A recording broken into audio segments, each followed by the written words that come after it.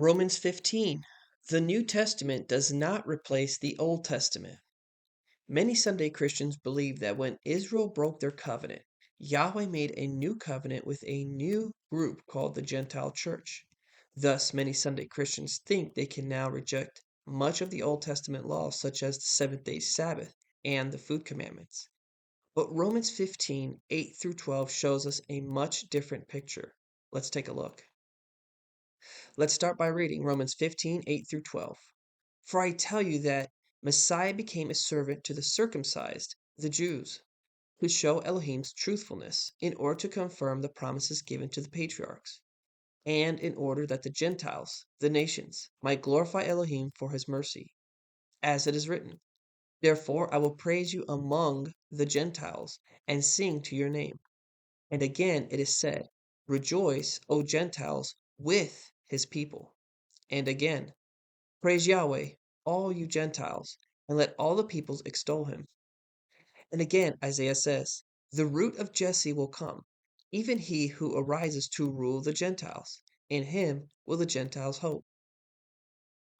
In Romans 15, verse 8, Paul says the Messiah became a servant to the Jews to uphold the promises given to the patriarchs, Abraham, Isaac, and Jacob.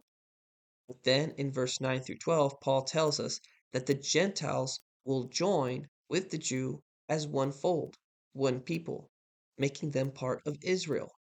And if we are to join Israel as Gentiles, then the old isn't replaced by the new. The new joins the old. John 10:16. And I have other sheep that are not of this fold.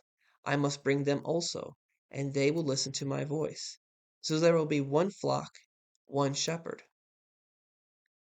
As we see with Romans 15, 8 through 12, the New Testament does not replace the Old Testament. It builds on it. The New Testament is like inspired commentary, showing how the promises, prophecies, and commandments of the Old Testament, the Tanakh, are being fulfilled through the Messiah. Therefore, let us understand the purpose of Paul's words. Let us not be divided.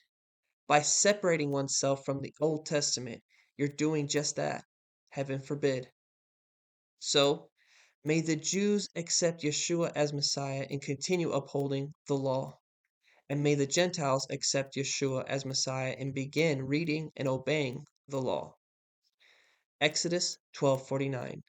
There shall be one law for the native and for the stranger who sojourns among you. Hallelujah. Please share your thoughts below.